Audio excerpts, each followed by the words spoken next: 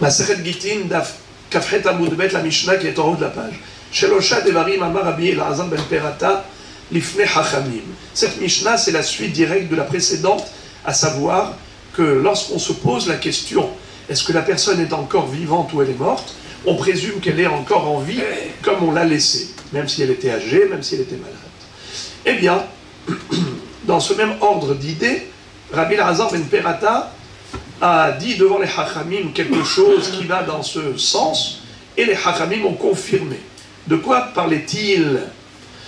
Alors je répète, Shloshat Varim Amar Rabbi Elazar ben Perata Lifnei Chachamim Vekimu et Devarav. Trois choses à dire Rabbi Elazar ben Perata devant les sages, et ils ont confirmé ces paroles.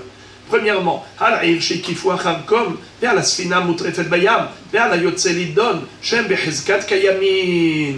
lorsqu'on se pose la question, si par exemple un mari qui a donné le guet au chaliar pour remettre à son épouse, et voilà que le mari, quand il a pris, le chaliar, quand il a pris le guet du mari, il a entendu par la suite que le mari se trouvait dans une ville assiégée par des ennemis.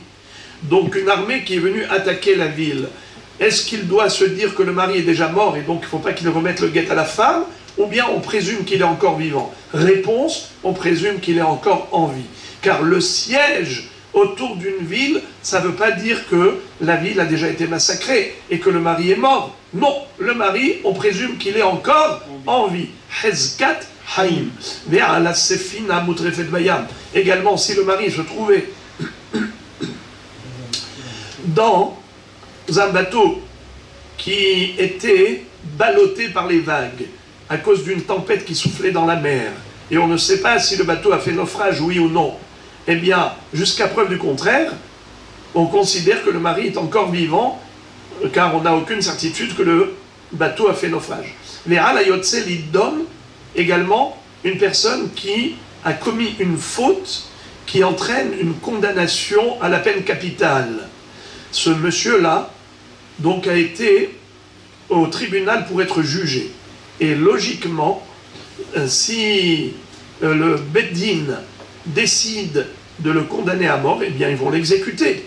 Est-ce qu'on considère qu'un homme qui est traduit devant le tribunal, un homme qui est traîné devant le tribunal, il doit comparaître devant les juges pour un chef d'accusation qui entraîne une exécution, donc une condamnation à mort? Faut-il considérer qu'il est mort?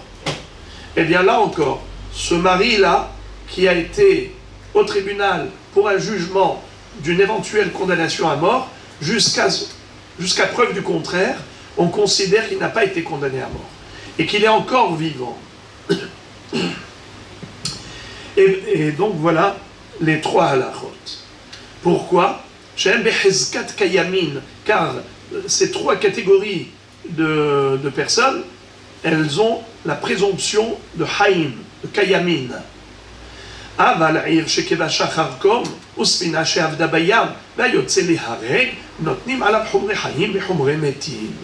Par contre, s'il s'agit d'une ville qui a déjà été envahie et massacrée par les ennemis, ou un bateau, pas seulement qui était ballotté par les vagues, mais qui carrément a coulé dans la mer, il a fait naufrage concrètement, ou bien Hayotse le Hareg, un homme qui a été condamné au tribunal, il a été condamné à mort, et là il est conduit à l'échafaud. Dans tous ces cas de figure, si on a entendu que le mari, par exemple, était dans le bateau qui a coulé, ou bien il était dans la ville qui a été massacrée, ou bien il était conduit à l'échafaud par le tribunal qui l'a condamné à mort, eh bien, dans ces trois cas de figure, on ne dit plus qu'il y a une hezkat hayim. Là, on dit qu'il y a un safek. Peut-être qu'il est mort, et il est certainement mort, mais il y a quand même une chance qu'il est resté vivant. Oui. Et il y a des gens qui, malgré que le bateau a fait naufrage, il y a eu des survivants. Il y a des gens qui ont été rescapés du massacre dans une ville, ça existe. Peut-être que le mari était rescapé. Il y a des gens qui ont été condamnés à mort et conduits à l'échafaud, et voilà qui se sont enfuis au dernier moment, ou bien pour une raison X, on l'a par exemple, les Dayanim, Bon, c'est très peu probable qu'ils s'enfuient. Mais les Dayanim, peut-être qu'ils se sont ravisés au dernier moment, ils ont trouvé une plaidoirie pour le disculper, et peut-être que finalement ils ne l'ont pas exécuté, bien que ce soit une faible probabilité, mais malgré tout ça peut exister. Alors qu'est-ce qu'on fait dans des cas pareils? Eh bien pour ces trois cas de figure, nous dit la Mishnah, Notnim alav, Notnim alehem, Humre hayim ve humre metim. Alors là on est strict dans les deux sens. On est strict en disant que peut-être qu'il est vivant, et on est strict en disant que peut-être il est mort. Quelle est l'incidence? Voici l'incidence. Bat Israël les Kohen, ou Bat Kohen les Israël, l'otochal bitrouma. Par exemple, une jeune fille israélite, est-ce qu'elle a le droit de manger la terouma? Une célibataire israélite, elle n'a pas le droit de manger la terouma. Si elle se marie avec M. Cohen, eh bien oui, elle a le droit de manger la terouma. Si son mari est mort ou il a divorcé et elle n'avait pas d'enfant avec lui, est-ce qu'elle peut encore manger la terouma? Non, car elle n'est plus Madame Cohen. Elle n'a pas d'enfant Cohen. Donc, elle retourne chez ses parents, elle redevient Mademoiselle Israël, elle ne peut plus manger la terouma. D'accord? Et l'inverse. Une jeune fille qui était Cohenette, elle mangeait la terouma quand elle était chez son père. Si elle s'est mariée avec M. Israël, est-ce qu'elle peut encore manger la terouma? Non. Si il a divorcé ou il est mort, elle retourne chez son père. Si elle n'a pas eu d'enfant avec lui, elle retourne chez son père et elle peut manger à nouveau la terouma. Maintenant, je vous pose la question. Si le mari, qui s'appelle M. Cohen, qui était marié à une demoiselle Israël, qui mangeait la terouma grâce à lui. Maintenant, imaginons que ce mari-là, il se trouvait dans l'une de ces situations. Soit dans le bateau qui a fait naufrage, soit dans une ville qui a été massacrée, soit il était condamné à mort.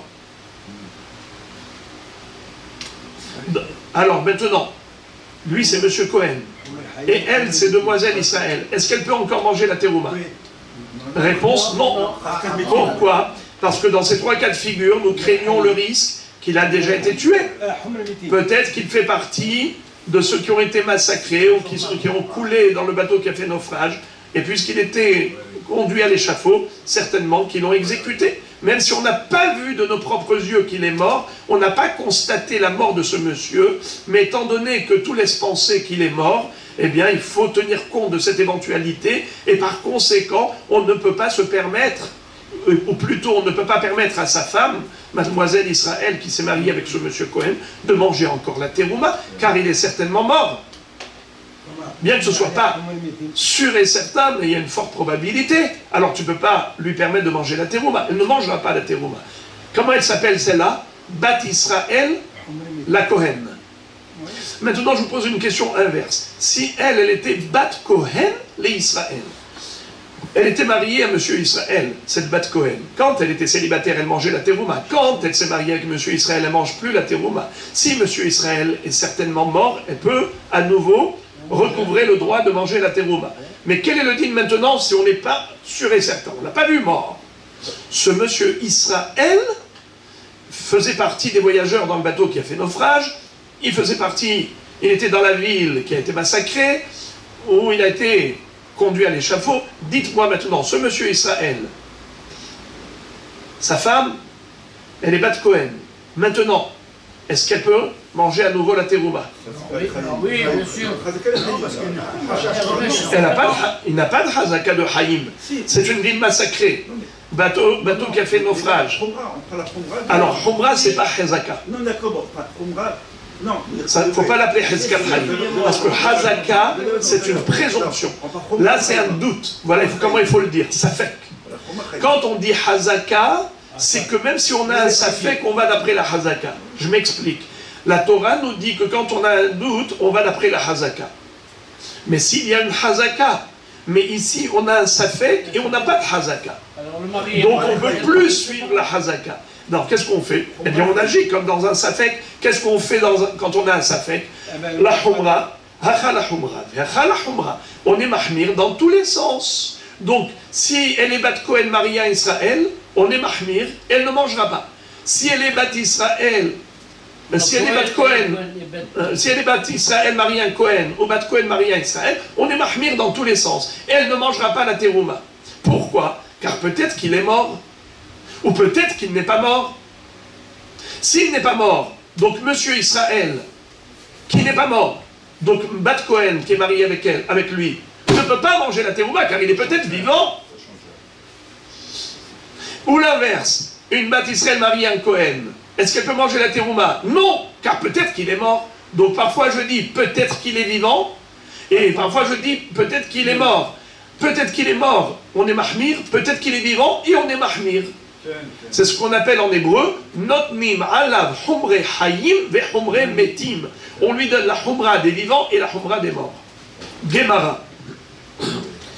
La Gemara maintenant va se focaliser sur ce qu'on a appris dans la Mishnah, à savoir qu'un homme qui a été condamné à mort, pas seulement qu'il a été au tribunal pour se faire juger, mais là on est déjà après le jugement, le verdict a été prononcé, la sentence, cet homme a été condamné à mort. Alors on a dit que dans ce cas-là, il n'y a plus de Hezkat Haïm, au contraire, Notnim Alav, Humre Haïm et Humre Metim. Rav Yosef nous dit, Lo Shanu el Bebeddin Shel Israël. Quand est-ce que, en effet, on considère qu'il est peut-être pas mort, c'est seulement si on est dans un Beddin Shel Israël. Vous entendez? Un tribunal de magistrats juifs. C'est-à-dire un Beddin de Dayanim, Tzadikim. Aval Bebeddin Shel Ovdei Kochavim. Mais dans un tribunal de Goïm, Kevan de Gamirle, Dina Liktala, Miktal Katlele. Une fois qu'ils l'ont condamné à mort, il n'y a plus de retour en arrière. Il n'y a plus de possibilité de l'acquitter, de l'innocenter. Impossible. Chez les Goïm, une fois qu'ils ont condamné quelqu'un à mort, ils ne lui trouvent plus jamais de zéchout, de mérite pour plaider en sa faveur et le sauver de la mort. Quand est-ce il peut encore avoir une échappatoire? Ce n'est que pendant le jugement, mais une fois qu'il est jugé, condamné, c'est terminé, il n'y a plus de retour en arrière. Rabotaï, quel est l'intérêt de nous dire ça? Qui peut me dire? Comme on avait dit que s'il était déjà condamné, d'après la Mishnah, il y avait plus d'espoir. Donc, automatiquement, on considérait, on dit non, ça dépend de quoi on parle. Si on parle de Non, mais là, Israël, non, mais là, c'est non, bon. Cette personne en question, là, c'est par rapport à un guet, par rapport à ça, c'est l'histoire. Oui, mais je voudrais que vous me disiez, donnez-moi exactement l'incidence de cette remarque faite par la Gemara. quand il parle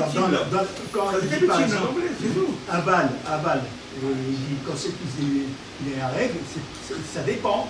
Il n'y a plus de... Oui, mais maintenant, je voudrais tout simplement, dites-moi dans des mots très simples, quelle est l'incidence de cette remarque, de cette déduction faite par la Gemara. La Gemara fait une remarque et elle dit, sache que la Mishnah n'a parlé que d'un beddin juif, mais pas d'un beddin goy. Car le beddin goy, il n'y a plus de retour, sans appel ni recours. C'est-à-dire qu'une fois qu'ils l'ont condamné à mort, c'est sûr qu'ils vont le tuer. Il n'y a plus de retour en arrière, il n'y a plus d'éventualité de retour en arrière. Quel est l'intérêt de nous dire ça? C'est-à-dire, quelle est l'incidence de cette remarque? Et donc Donc, on revient sur la Khumra dans un sens. Non, Chaska Mitim, c'est-à-dire qu'on dit que les mots va changer. Et donc elle est almana, elle n'est pas boucha. Donc si elle est almana, après on va voir les différents. Et donc, je veux un mot. Quel est libre? Si elle est almana. Et donc, elle peut elle ne peut pas se marier avec Cohen. Non, mais on parle de... le mot que je voulais entendre, je ne l'ai pas entendu, bien que vous êtes sur la bonne voie. Alors, je vais vous dire le mot que je voulais entendre. Le mot kula. Parce que dans la Mishnah, on nous a dit qu'on va à la Humra d'un côté et la Humra de l'autre. Maintenant, je voudrais que vous me disiez, on va la kula. C'est-à-dire, maintenant qu'on est sûr et certain qu'il est mort, alors par exemple, si ce monsieur-là, c'était un monsieur Israël. Et sa femme, c'était une demoiselle Cohen. Est-ce qu'elle peut manger maintenant la terouma? Dans la Mishnah, on avait dit non, car on a dit peut-être qu'il est encore vivant, bien qu'il ait été condamné à mort. Mais qui dit qu'il est mort? Peut-être qu'au dernier moment, ils se sont ravisés. Les juges, les magistrats, ils lui ont trouvé une plaidoirie et ils l'ont sauvé de la mort. Donc ce n'est pas sûr, parce que moi, je l'ai vu, qu'ils étaient en train de le conduire à l'échafaud. Ça veut dire que forcément, il est mort. Peut-être qu'au dernier moment, avant, façon de parler, avant de lui mettre la corde au cou, eh bien, ils ont trouvé une raison de l'acquitter, de l'innocenter. Et donc, ce n'est pas parce que tu l'as vu, Yotze les Hareg, que forcément il est Haroug. Peut-être que non, peut-être que oui. Alors, qu'est-ce qu'on avait dit dans la Mishnah? Puisqu'on est dans le peut-être, il y a le doute qui plane encore. Alors, dans le doute, on s'abstient dans un sens comme dans l'autre. Humra, humra. Mais maintenant que on parle de Beddin de Goïm, la Gemara dit, c'est ce qu'on a dit dans la Mishnah, c'est d'Afka un Beddin juif, mais dans un Beddin de Goïm, chez eux, c'est sans appel ni recours. Une fois qu'il est conduit à l'échafaud, il n'a aucune chance de revenir en arrière. Et puisqu'il a zéro chance de revenir en arrière, c'est sûr qu'ils vont le condamner à mort, c'est sûr qu'ils vont le tuer. Une fois qu'il est conduit à l'échafaud, il n'a aucune chance d'y échapper. Alors même si on n'a pas vu la mort elle-même, on considère qu'il est déjà mort. Et par conséquent, on peut s'appuyer là-dessus, même pour la Kula. Si par exemple, lui, il était Israël et sa femme était Kohénette, tant qu'elle était mariée avec lui, elle ne pouvait pas manger la terouma puisqu'elle était mariée avec monsieur Israël. Mais maintenant, elle peut manger la terouma. Pourquoi? Parce qu'il y a quelqu'un qui a vu qu'il était en train d'être conduit par les bourreaux du tribunal Goy à l'échafaud. C'est sûr qu'ils l'ont tué. Et si c'est sûr qu'ils l'ont tué, même si on ne l'a pas vu, eh bien, tu peux t'appuyer là-dessus, même la Kula. Quand est-ce qu'on dit qu'il faut être mahmir? Mahmir, c'est quand on a un safek. Et quand est-ce qu'on a encore un safek? C'est dans un beddin d'Israël. Car le beddin d'Israël, même jusqu'au dernier moment, s'il y a l'un des dayanim qui lui a trouvé une plaidoirie, eh bien, il va pouvoir le sauver de la mort. Ils peuvent encore faire appel et recours jusqu'au dernier moment, tant qu'ils n'ont pas encore exécuté. Ils peuvent encore revenir au tribunal. C'est pour cela que la Mishnah nous a dit Notnim alav humre haïm et humre metim, parce que c'est un doute, c'est un safek. Mais si c'était un tribunal de Goïm, il n'y a pas de safek. Si tu l'as vu conduit à l'échafaud, c'est sûr qu'ils l'ont tué. C'est sûr qu'ils l'ont exécuté. Et dans ce cas-là, si tu es sûr qu'ils l'ont exécuté, c'est comme si tu avais constaté la mort de ce monsieur, eh bien tu peux t'appuyer là-dessus, pas seulement pour les humrot de cette mort, liées à cette mort, mais même pour les kulot liées à cette mort, comme je viens de le dire. Si elle était Bat Cohen, elle pourra manger à nouveau la terouma chez son père. Le hidouche, c'est la kula. La mort, elle peut déclencher une humra, elle peut déclencher une kula. Alors que quand on a un safek, on est obligé d'aller toujours la humra. La humra de la vie, la humra de la mort. Alors qu'ici, c'est comme si on a vu qu'il est mort. Là, il y a une hazaka de mita. Et il n'y a plus le terme de peut-être. On a une certitude de mort, une présomption de mort, et donc ben la kula, ben la humra. Amarlé Abaye. Abaye fait une remarque. Et il dit, il adresse une objection à qui? À Rabbi Yosef, qui était son maître d'ailleurs.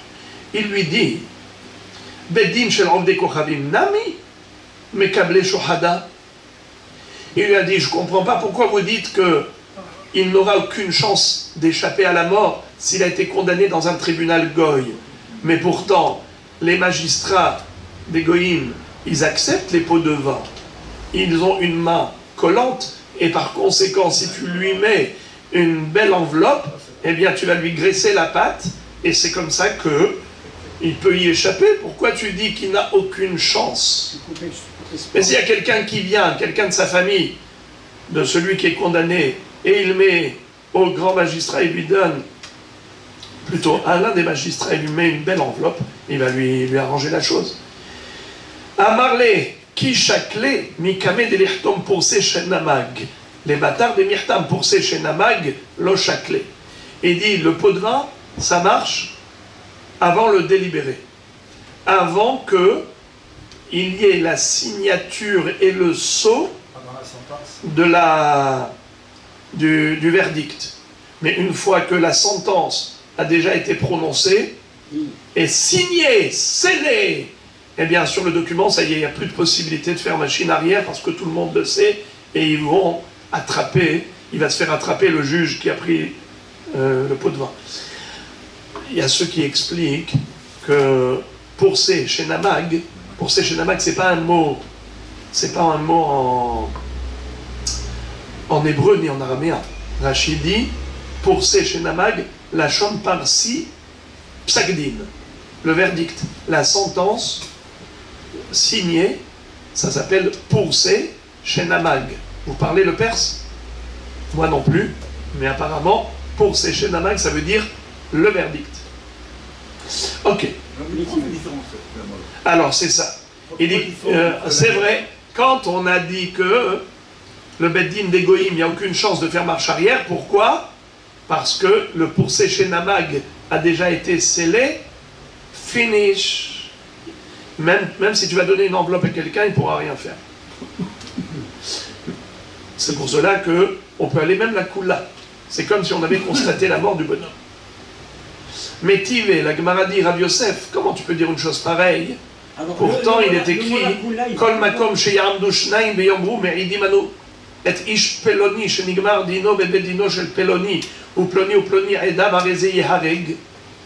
C'est-à-dire, nous voyons que si jamais quelqu'un, écoutez ça, il y a une personne, plutôt deux témoins, qui viennent au Beddin et ils disent, Moray Verabotaï, vous voyez ce monsieur? Nous, on a vu qu'il a été condamné à mort dans le Beddin d'une autre ville. Je répète, ils viennent au Beddin dans une ville, Beddin de 23 Dayanim, et ils disent, messieurs, sachez que ce monsieur-là, vous le voyez là, nous on a vu qu'il a été condamné à mort dans un autre Beddin. D'accord? Qu'est-ce qu'on fait? Qu'est-ce qu'on fait avec cet homme? On l'attrape et on l'exécute. On n'a pas besoin de le juger. On attrape et on l'exécute. Comment ça se fait? Pourtant, tu as dit que dans un Beddin de Israël, il a encore une chance. Tant qu'il n'a pas encore été exécuté, il est fort possible qu'on lui trouve une plaidoirie. Il peut y avoir encore un Dayan qui dise attention, attention, attention. Moi j'ai trouvé une raison de l'acquitter. Ça veut dire que ça existe. Comment tu prends cet homme-là et tu l'exécutes d'emblée sur la base de deux témoins qui disent on l'a vu, un Beddin condamné à mort cet homme. Donc cet homme est condamné à mort par un autre Beddin. Qu'est-ce que dit la Braïta? On l'attrape et on l'exécute. Mais comment on l'exécute? Mais peut-être que même s'il avait été condamné, après il a été innocenté, puisque tu as dit que ça existe. D'innocenter quelqu'un qui a déjà été condamné, ça peut arriver dans un Beddin d'Israël. Il se remet toujours en cause. Il y a toujours une possibilité de machine arrière. Alors pourquoi cet homme-là, tu l'attrapes et tu l'exécutes? Arezeya avec Mapitom. Alors, regardez la réponse de la Gemara. La réponse de la Gemara, c'est que Dinma Boreach Sha'ane. Cet homme-là, étant donné qu'il a fui, on le prend et on l'exécute parce que on ne va pas prendre en considération cette éventualité qu'au dernier moment, il a été disculpé, il a été innocenté. Car cet homme-là, c'est un boréach. Et un boréach, un homme, un fugitif. un fuyard, c'est qu'il savait qu'il n'avait aucune chance d'y échapper. Il savait qu'il n'y avait aucune plaidoirie possible pour avoir une autodéfense, pour avoir une immunité. C'est pour cela que la halakha est qu'on le prend, on l'attrape et on l'exécute. On ne va pas s'imaginer, supposer que peut-être il avait une plaidoirie, une raison de plaidoirie. Pas du tout. On ne questionne pas le Beddin de la ville. Non, on n'a même pas besoin. Ouais, parce qu'il est boréa. On ne peut pas être jugé deux fois sur la même chose. D'accord. Tachema, la Gemara continue d'adresser des objections à Rabbi Yosef, qui a établi un distinguo entre un Beddin chez l'Israël et Beddin chez le Goïm. Tachema. Mi Beddin chez l'Israël, chez Ayu Omrim, Ish Peloni met, Ish Peloni neherag. Si quelqu'un, Shama, il y a quelqu'un qui vient, qui a entendu, dans un Beddin d'Israël, il disait, cet homme-là, met, il est mort. Ishpeloni neherag. Je ne veux pas traduire il est mort, parce qu'il est mort, c'est-à-dire qu'il est déjà mort, c'est dans le passé. Je vais dire met. Met, ça peut parler du passé, il est déjà mort. Ou bien met, c'est qu'il est condamné à mort dans le futur. On va le tuer. Ou bien Ishpeloni neherag. D'accord ? Quelle est la différence d'abord entre Met et Neherag? Neherag, c'est que on l'a tué activement avec une arme, avec un Keli. Et Met, c'est qu'il est mort de lui-même. D'accord ? Par exemple, on l'a enfermé dans une pièce, on ne lui a pas donné à manger, eh bien il est mort. Il y a ce qu'on appelle Machnissim Oto Bekipa. Des gens qui sont malheureusement condamnés à une mort passive. Yassiou et Ishto. Sa femme n'est plus Aguna, sa femme est considérée comme veuve, et on peut lui permettre de se remarier à cette dame. Par contre, Mikomanteris, Sin Shel Ovdei Kochavim, Ish Peloni Met, Ish Peloni Neherag, Al Yassiou et Ishto. Si on a entendu cela dans un Beddin, de la part des bourreaux d'un Beddin Goy, dans un tribunal de Goïm, eh bien, même si tu as entendu cette déclaration qu'un tel est mort ou a été tué, tu ne peux pas permettre à sa femme de se remarier. Ce n'est pas sûr qu'il est mort. Peut-être qu'elle n'est pas encore veuve. Fin de citation de Baraïta. La Gemara s'interroge. Maï met ou maï neherag? Que veut dire le mot met? Est-ce que c'est du passé ou du futur? Neherag, passé ou futur? Elima met mamash, neherag mamash. Si tu vas traduire littéralement qu'il est déjà mort ou il a déjà été tué, alors dans ce cas-là, j'ai une question. Dirbate, gabe ovdei kochavim, amay aliasi ou et ishto. Si on a entendu des bourreaux goïm, comme quoi cet homme-là est déjà mort, pourquoi est-ce que sa femme ne pourrait pas se remarier? Mais elle est veuve. Hakaimalan, de kol hamesiach lefi tumo, himune mehem neleh. On a une règle. Lorsqu'un goy nous raconte une histoire naïvement, ça s'appelle en hébreu mesiach lefi tumo, tam. Il n'est pas en train de répondre à des questions. Il racontait simplement une histoire. Tu peux t'appuyer là-dessus comme étant une vérité. Parce qu'il n'a aucun intérêt à te mentir. Et la lave, met, yotse lamut, neherag yotse lehareg. Donc tu ne peux pas me dire que le mot met ou le mot neherag ici, ça parle du passé, qu'il est déjà mort, qu'il a déjà été tué. Parce que si c'était un témoignage de la mort, eh bien dans ce cas-là, même si c'est des goïms qui te racontent qu'il est mort, tu peux le croire et autoriser sa femme à se remarier. Vous connaissez la halakha. Quand quelqu'un vient dire que le mari est mort, la femme, elle ne va pas rester aguna, elle peut se remarier. Figurez-vous que même si c'était un goy qui le racontait naïvement que le mari de cette femme est mort, eh bien on lui permet de se remarier. Même un seul témoin.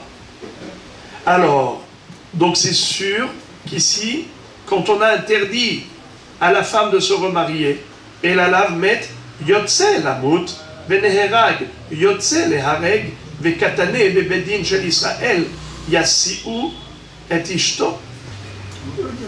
Pour mieux comprendre le sens de la comparaison entre la Récha et la Sefa. Dans la Récha, on a dit, celui qui a entendu dans un Beddin d'Israël, Ploni Met, Ploni Neherag, eh bien on peut autoriser sa femme à se remarier. Dans la Sefa de cette braïta, il est dit, si on a entendu ça des bourreaux goy, Ploni Met, Ploni Neherag, on ne peut pas autoriser sa femme à se remarier. La question d'Agmara était, que veut dire le mot Met et Neherag? Est-ce que c'est un témoignage de quelque chose du passé, qu'il est déjà mort? Alors pourquoi est-ce que tu établis un distinguo entre juif ou goy? C'est pas vrai, même un goy qui témoigne que le mari est mort, eh bien, Messiah les Fitoumo, quand il raconte naïvement, tu dois le croire. Et tu dois permettre à la femme de se remarier. Alors pourquoi est-ce qu'on a établi un distinguo? Et la vadaï que le mot met et le mot neherag ici, il ne faut pas le traduire au passé, il faut le traduire au futur. Ça veut dire que met, il est condamné à mort. Neherag, il est condamné à la hariga. Et pourtant, qu'est-ce qu'on a dit? Si Dafka, si c'était des goyim qui t'ont dit qu'il est condamné à mort, tu ne peux pas permettre à sa femme de se remarier.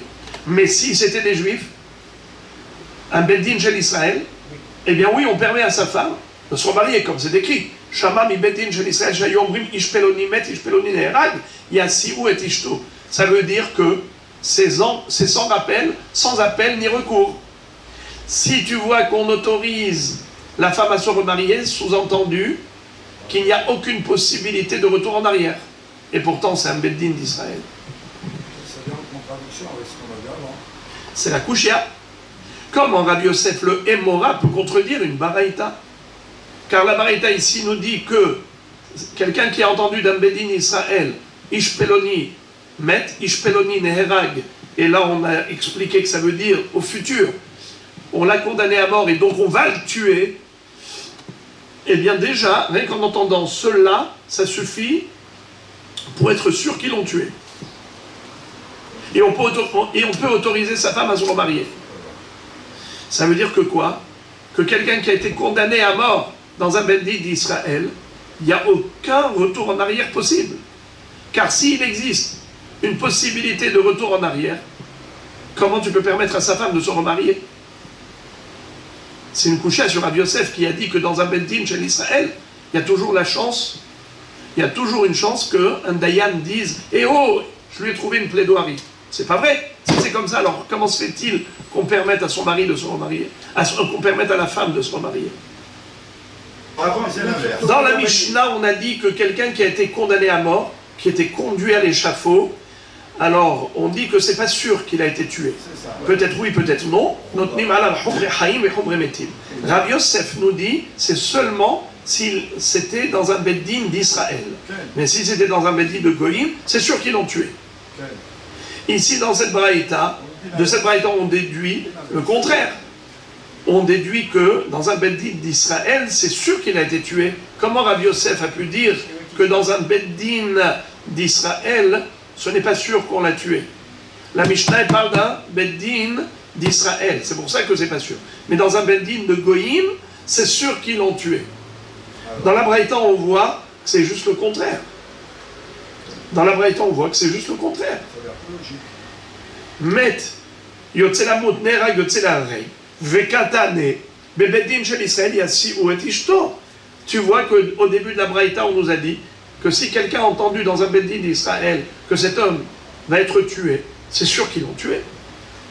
Alors comment Rabbi Yosef a pu dire le contraire de la braïta?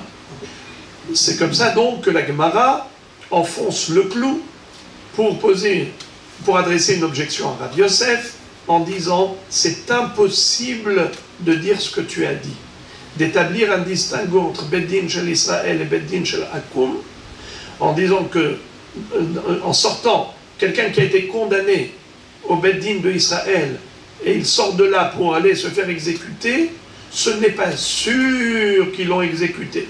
car il peut y avoir encore un appel au recours, il peut y avoir encore une plaidoirie qui lui aurait sauvé la mort. Si c'est ainsi, pourquoi la Braïta a dit qu'on autorise sa femme à se remarier? Quelqu'un qui a entendu dans un Beddin d'Israël que cet homme sera condamné à mort, eh bien sa femme peut se remarier. Mais pourquoi sa femme peut se remarier? Mais peut-être qu'au dernier moment, ils lui ont sauvé la vie. Ça veut dire que Rabbi Yosef, tu n'as pas raison de dire que dans un Beddin d'Israël, même s'il a déjà été condamné, ce n'est pas sûr qu'il est mort. Question. Réponse. Le'olam met mamash. Veneherag, neherag mamash. La Gemara maintenant revient à la traduction simple du mot met et du mot neherag. Contrairement à ce qu'on a voulu dire maintenant, que ça parle du futur et non pas du passé, désormais la Gemara nous dit que le mot met, ça veut dire qu'il est déjà mort. Neherag, ça veut dire qu'il est déjà neherag. C'est un témoignage d'une réalité par rapport à un constat de fait. Ah, alors la question, on revient à la case départ. Alors pourquoi le goy qui te dit qu'il a déjà été condamné à mort, pourquoi il ne serait pas crédible? Pourtant, généralement, Messiah Lefitumo, un goy qui te raconte naïvement une histoire, comme quoi le mari de cette femme est mort, on peut autoriser la femme à se remarier? Pourquoi est-ce qu'ici on a dit que non? Vedeka amart dirvate legabe of de kohanim amailo vehakaimalan de kol masiach lefitumo hemune mehemne hanemile. Quand est-ce qu'en effet on peut croire le goy lorsqu'il est messiach lefitumo? C'est lorsqu'il est en effet bemilta de lo shaycheba aval bemilta de shaycheba. C'est-à-dire, quand est-ce que le témoin goy est crédible lorsqu'il raconte une histoire naïvement et non pas en tant que réponse à des questions qu'on lui adresse? C'est seulement lorsqu'il n'est pas concerné lui-même. Mais s'il est concerné lui-même, il n'est plus crédible. Par exemple, ici, le bourreau qui raconte que cet homme-là, ce juif-là, a déjà été tué. Ça, il le dit avec fierté. Ah, ce juif-là, nous, on l'a bien tué. Hein. Qui l'a tué? Eh ben moi, le bourreau. Donc il est concerné par cette histoire. Il a un rapport avec cette histoire. Quand il a un rapport avec cette histoire, il n'a plus de neutralité.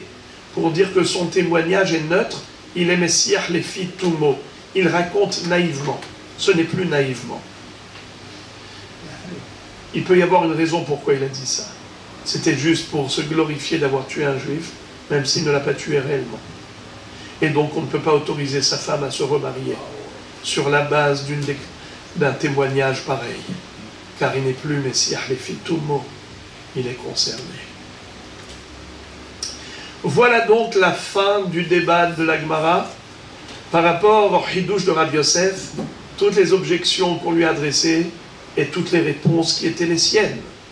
Mais maintenant, nous allons faire un copier-coller de toute cette Sugia, mais cette fois-ci, ça va être à l'envers. Rabbi Yosef va nous donner un Hidouche contraire de la première version. Rabbi Yosef, selon la première version, c'est qu'il a dit que quand est-ce qu'il y a une chance de survie pour celui qui est condamné à mort, c'est seulement dans un Beddin d'Israël, mais s'il a été condamné à mort dans un Beddin de Goïm, il n'a aucune chance de survie. Eh bien, ça c'était la première version de Rabbi Yosef. Et on lui a adressé des questions. Il a répondu. Maintenant, on va dire au nom de Rabbi Yosef le contraire, et on va lui adresser des objections à partir des mêmes références, et à chaque fois il va répondre dans le sens contraire. Regardez ça. Ika de Amré. Certains disent, Amar Rabbi Yosef, que Rabbi Yosef a dit, Lo shanu ela bebeddin shel ovdei kochavim, aval bebeddin shel Israël, kevan de nafakle dina liktala katlele. Qu'est-ce que ça veut dire? Rabbi Yosef a dit, juste le contraire. La Mishnah qui nous a enseigné qu'un homme qui a été condamné à mort et il était conduit à l'échafaud, malgré tout, tant qu'on n'a pas constaté qu'il est réellement mort, eh bien, notnim alav humre haim ve humre metim. On considère que c'est un doute. Peut-être qu'il est déjà mort, mais peut-être qu'il est encore vivant. Et donc il faut aller la humra dans les deux sens. La humra peut être mort, la humra peut être vivant. Comme on avait vu, si c'était Bat Israël et Cohen, ou Bat Cohen et Israël, vous vous rappelez. Mais si il sortait d'un tribunal goy où il a été condamné à mort et il était conduit à l'échafaud, là, c'est là où il a peut-être une chance de survie. Rabbi Yosef nous dit, c'est de cela que parle la Mishnah quand elle dit que cet homme n'est pas mort à 100%. Ce n'est que lorsqu'il est sorti d'un tribunal goy. Alors il a une chance de revenir vivant. Car même la condamnation à mort n'est pas fatale. Mais si il a été condamné à mort dans un tribunal juif, sa condamnation à mort, elle est fatale. C'est sûr qu'il n'y a pas eu de sauvetage de cette condamnation à mort, et donc on peut considérer qu'il est mort à 100%. Et pourquoi? Quelle est la différence entre un tribunal goy et un tribunal juif? Le shohad. Dans un tribunal goy, on peut encore donner des pots de vin, et on dit au grand magistrat, tiens, tu vois cette grosse enveloppe, c'est pour toi. Fais quelque chose. Alors lui, au dernier moment, il trouve, soi-disant, un argument pour lui sauver la vie. Mais dans le tribunal juif, tu ne peux pas soudoyer un dayan. Donc celui qui a été condamné à mort, c'est sûr qu'il a été exécuté. Amarle, Abaye, Bedin shel Israël Nami, Efshar de Hazoule Zechuta. Qu'est-ce que ça veut dire? Abaye dit, mais je ne comprends pas ce que tu dis. Pourquoi tu dis que s'il a été condamné à mort dans un tribunal juif, alors il n'a aucune chance d'être sauvé? Mais peut-être qu'ils lui ont trouvé une plaidoirie après la condamnation. Peut-être qu'ils lui ont trouvé un zéchout. Qui te dit qu'il a été certainement condamné à mort? La Gemara dit ki hazoule zéchouta, mikame de l'igmardina. Batar gmardina tout lo hazoule zéchouta. Quand est-ce qu'en effet, on peut encore lui trouver des mérites? Ce n'est que dans la mesure où on est encore en plein débat. À ce moment-là, on approfondit, et on essaye d'étudier le dossier dans tous ses angles possibles et imaginables.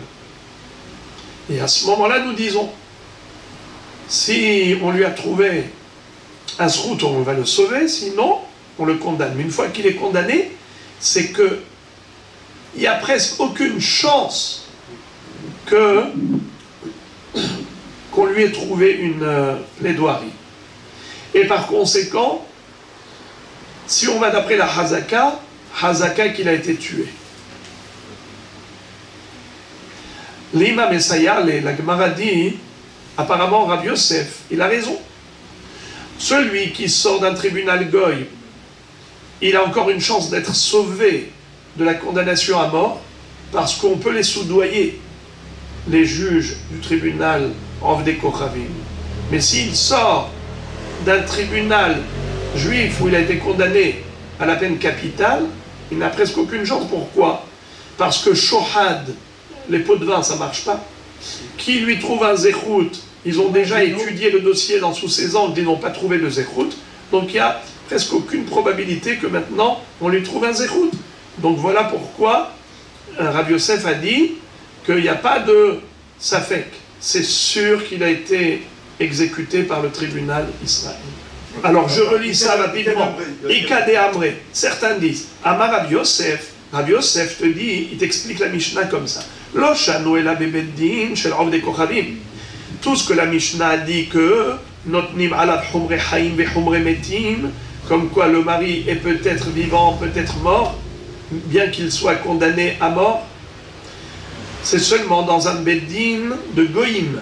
Aval bebeddin shel Israël, kevan denafak dina liktala katlele. Mais dans un beddin juif, une fois qu'il a été condamné à mort, c'est sûr qu'ils l'ont exécuté. Qu'est-ce qui fait la différence? C'est qu'un beddin de goïm, ils acceptent le soudoiement, les pots de vin, donc peut-être que même au dernier moment il a été sauvé, tandis que dans un beddin juif où on n'accepte pas le shohad, c'est sûr qu'il n'a pas échappé à la mort. Amarle Abaye, beddin shel Israël nami, efshar de hazoule zechuta.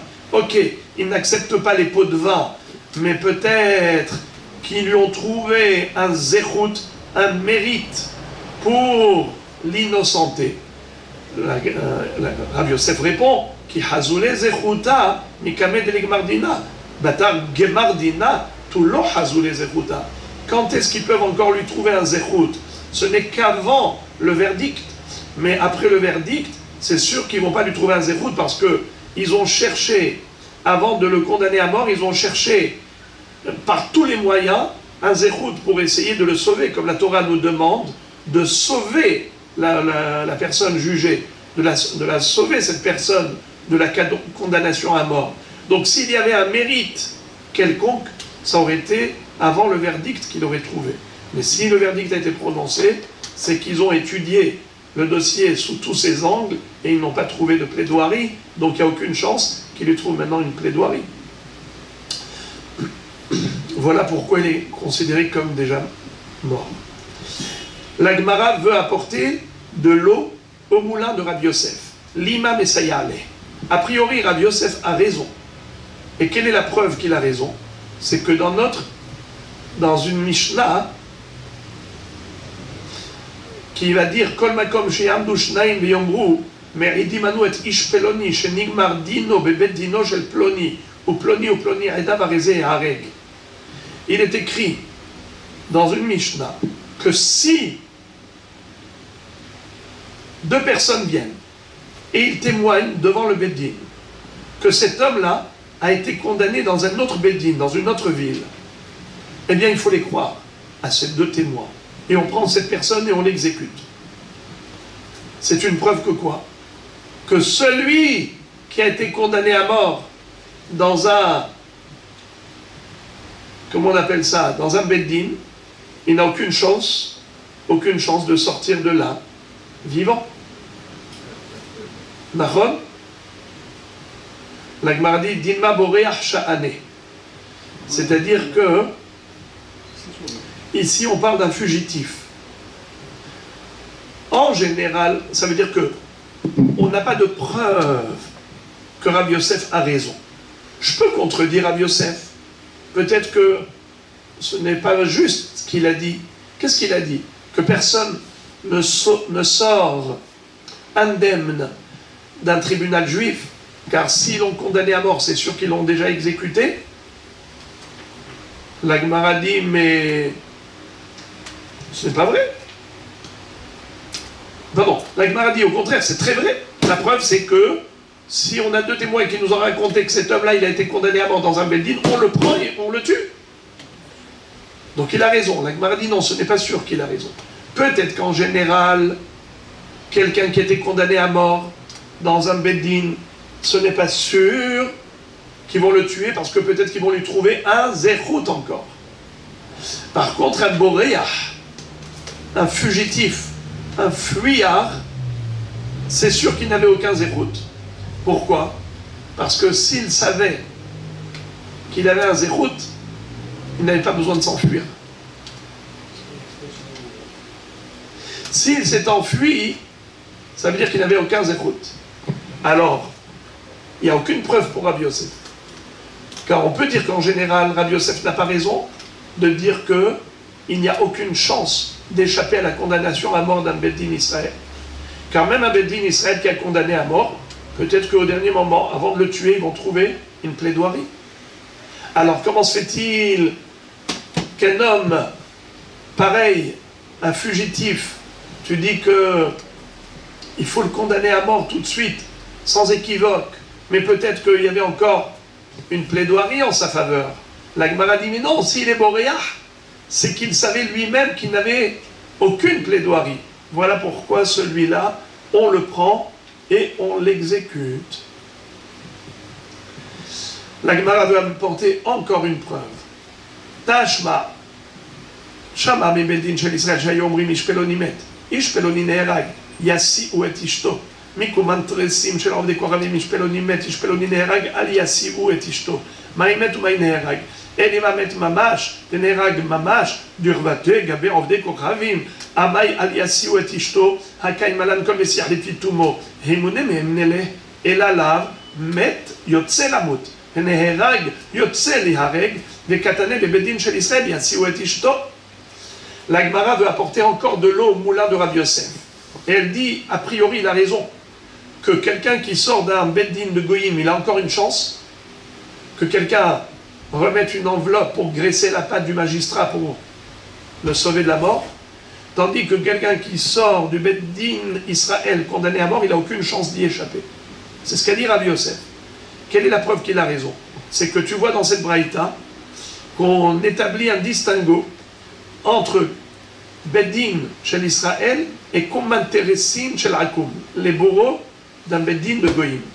Si quelqu'un a entendu dans un Beddin Israël, Ish Peloni met, Ish Peloni neherag, eh bien on peut autoriser sa femme à se remarier. Mais si on a entendu ça des bourreaux Goï, on ne peut pas autoriser sa femme à se remarier. Donc a priori, c'est exactement ce qu'a dit Rabbi Yosef.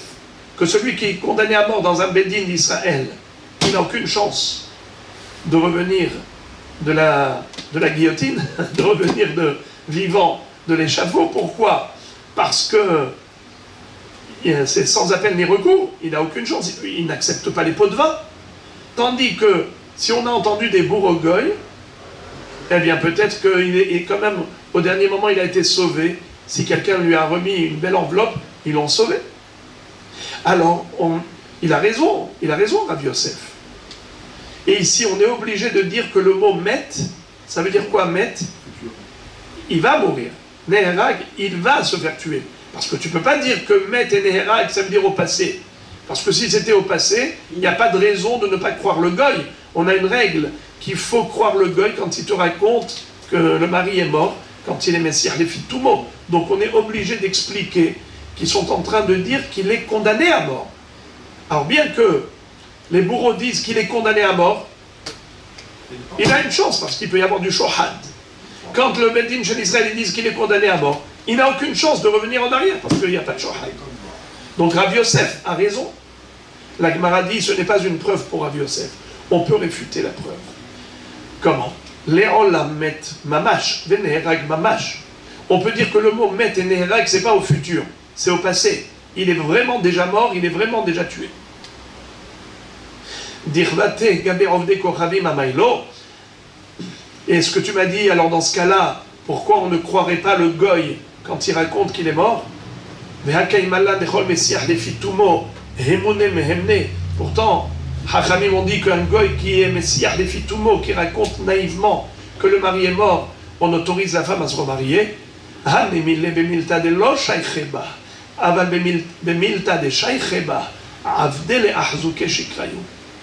Quand est-ce qu'en effet, on peut faire confiance au goy pour autoriser la femme à se remarier?